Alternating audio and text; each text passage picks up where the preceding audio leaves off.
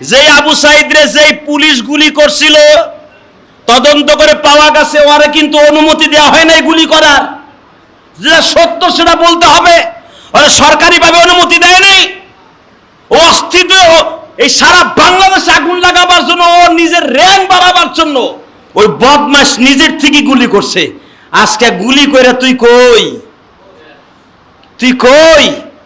কুত্তা যেমনে কাতি মাইসা কুত্তা যেমনে পিড়াইয়া মারে তোরে সেইভাবেই মারছে। তোরে কোন সরকার পৃথিবীর কেউ তোরে বাঁচাই রাখতে পারে নাই। আল্লাহ দেখাইছে, আল্লাহ ইচ্ছা করলে তোরে বাঁচাই রাখাইতে পারতো। তোরে বাঁচাই রাখাই নাই কেন জানো? জনগণের হাতে মারতে দিছে, এই জন্য মৃত্যু দিছে। জনগণ বস, যদি অন্যায় ভাবে কেউ রেখে তুই ক্ষতি করস, আমি আল্লাহ তোরে ওই কাজের মধ্যে ফেলাইয়া তারপরে তোরে বিচার করব। কথা বলেন না কেন? আল্লাহ ইচ্ছা করলো ওই পুলিশকে কিন্তু লুলা বানাইয়া সারা জীবন প্যারালাইজ দিয়ে মারতে পারতো, মারে নাই।